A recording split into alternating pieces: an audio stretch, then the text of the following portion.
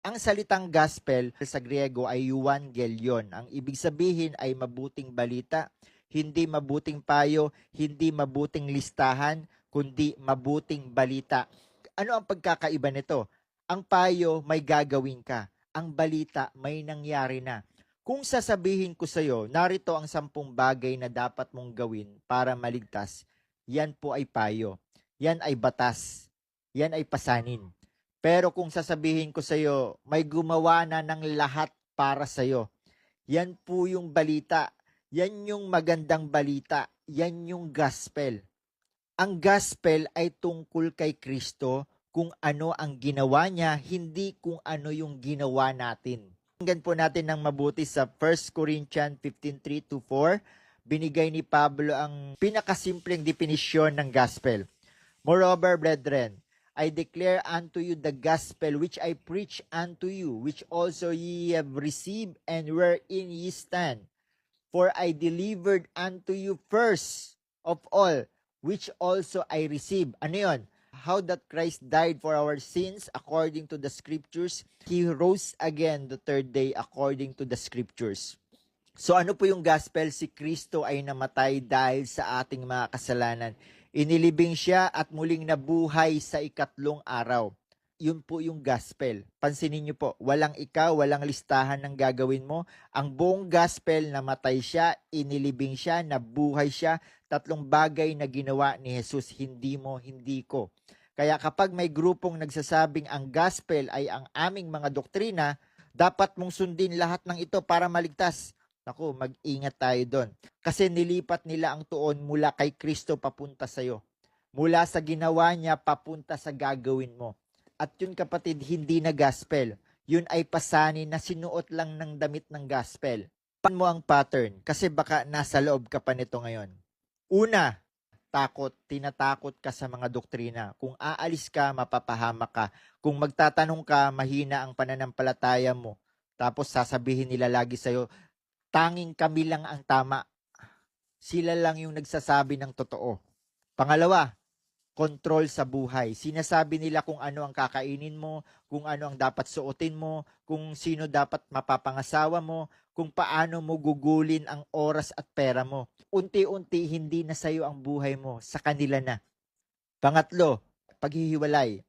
Inilalayo ka sa pamilya, sa kaibigan, sa lahat ng maaaring magtanong, sigurado ka ba dyan? Kasi kapag mag-isa ka na lang, mas madali ka na lang kontrolin. Bakit ko ba ito sinasabi? Para makapag-ingat tayo kasi ito ang katotohanan. Ang tunay na gospel ay nagpapalaya. Ang huwad na gospel ay nangongontrol. Sabi mismo ni Jesus sa John 8:36, kung palayain kayo ng anak, tunay ngang magiging malaya kayo. Hindi kanya pinalaya para muli kang ipiit sa takot. Hindi kanya tinubos para gawing alipin ng mga tuntunin ng tao. Kung ang pananampalataya mo ay puno ng takot, kontrol at pananakot, kapatid, hindi yun galing kay Jesus. Pag-isipan natin ang 2 tanong. Ito ang tutuklas kung nasaan ka ngayon. Unang tanong, ano ang pundasyon ng kaligtasan mo? Kung ang sagot ay ang ginawa ko, batas yan, mabibigo ka. Kasi walang sapat na gawa para bayaran ang kabanalan ng Diyos. Kung ang sagot ay ginawa ni Kristo, yan, gospel yan, tapos na, sapat na. Pangalawang tanong, ano ang nararamdaman mo sa Diyos? Kung takot, parang laging kulang, laging nanghuhusga, laging naghihintay ng magkamali ka, baka isang Panginoong huwad ang kilala mo. Kung kapayapaan, tinanggap, minahal, ligtas, yan ang Ama na inihayag ni Jesus. At natanungin ka ngayon, bakit ka maliligtas? Bakit ka papasok sa langit? Ano ang isasagot mo? Ang sagot mo ay nagsisimula sa kasi ako nagsisimba, kasi ako mabait, kasi ako sumusunod sa mga tuntunin, kasi ako kabilang sa tamang grupo, kami lang yung tama, kami yung mga pinili. Naku kapatid, pahinga ka muna kasi baka hindi mo naintindihan ang gospel. Baka tulad ka ng marami, may nagpapalabo sa'yo ng sadya. Basahin po natin yung Ephesians 2:8-9 sa Tagalog. Sapagkat dahil sa kagandahang loob ng Diyos, kayo ay naligtas sa pamamagitan ng pananampalataya at ang kaligtasang ito'y kaloob ng Diyos at hindi mula sa inyong sarili, hindi ito bunga ng inyong mga gawa, kaya't walang dapat ipagmalaki ang sinuman. Basahin natin ulit ang dalawang mahalagang salita, kaloob at hindi mula sa inyong sarili. Tandaan po natin yan. Ngayon, balikan natin yung gospel. Ang salitang gospel sa Griego ay euangelion. Ang ibig sabihin ay mabuting balita, hindi mabuting payo, hindi mabuting listahan, kundi mabuting balita. Ano ang pagkakaiba nito? Ang payo, may gagawin ka. Ang balita, may nangyari na.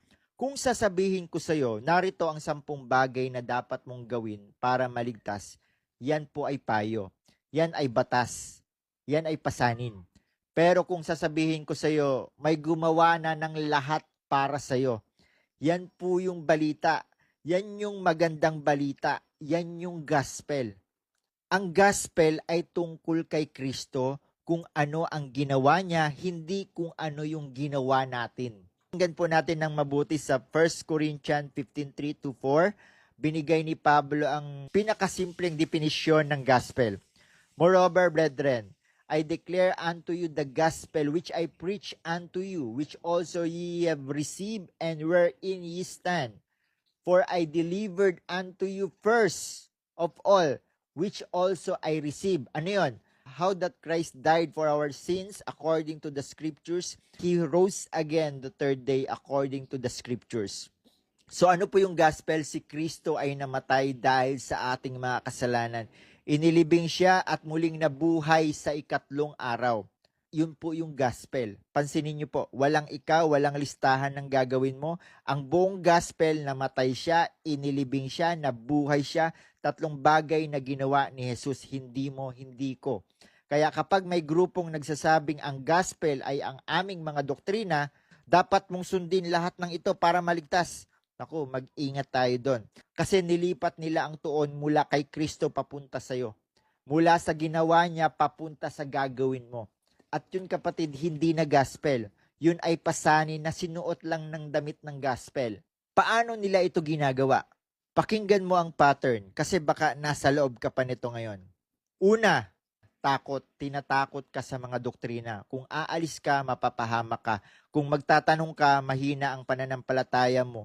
Tapos sasabihin nila lagi sa'yo, tanging kami lang ang tama. Sila lang yung nagsasabi ng totoo. Pangalawa, control sa buhay. Sinasabi nila kung ano ang kakainin mo, kung ano ang dapat suotin mo, kung sino dapat mapapangasawa mo, kung paano mo gugulin ang oras at pera mo. Unti-unti, hindi na sa'yo ang buhay mo, sa kanila na. Pangatlo, paghihiwalay. Inilalayo ka sa pamilya, sa kaibigan, sa lahat ng maaaring magtanong, sigurado ka ba dyan? Kasi kapag mag-isa ka na lang, mas madali ka na lang kontrolin. Bakit ko ba ito sinasabi? Para makapag-ingat tayo kasi ito ang katotohanan. Ang tunay na gospel ay nagpapalaya. Ang huwad na gospel ay nangongontrol.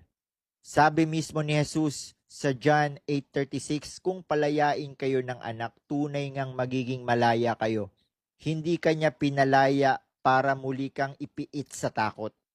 Hindi kanya tinubos para gawing alipin ng mga tuntunin ng tao. Kung ang pananampalataya mo ay puno ng takot, kontrol at pananakot, kapatid, hindi yun galing kay Jesus. Pag-isipan natin ang 2 tanong. Ito ang tutuklas kung nasaan ka ngayon. Unang tanong, ano ang pundasyon ng kaligtasan mo? Kung ang sagot ay ang ginawa ko, batas yan, mabibigo ka. Kasi walang sapat na gawa para bayaran ang kabanalan ng Diyos. Kung ang sagot ay ginawa ni Kristo, yan, gospel yan. Tapos na, sapat na. Pangalawang tanong, ano ang nararamdaman mo sa Diyos? Kung takot, parang laging kulang, laging nanghuhusga, laging naghihintay ng magkamali ka, baka isang Panginoong huwad ang kilala mo. Kung kapayapaan, tinanggap, minahal, ligtas, yan ang Ama na inihayag ni Jesus. At nang sabihin niyang naganap na, tetelestai, sinabi niya ang salitang para sa utang na bayad na. Namatay siya, inilibing siya, at sa 3 araw nabuhay siyang muli. Patunay na natanggap ang bayad, patunay na siya ang Panginoon, patunay na ang libingan ay hindi na hantungan. Kaya kapag tinanong ka ulit, bakit ka maliligtas? Hindi mo na sasabihin kasi ako, sasabihin mo na dahil sa ginawa niya. Hindi ang listahan ko, hindi ang grupo ko, hindi ang tuntunin ko, kundi si Kristo. Siya lang, siya na.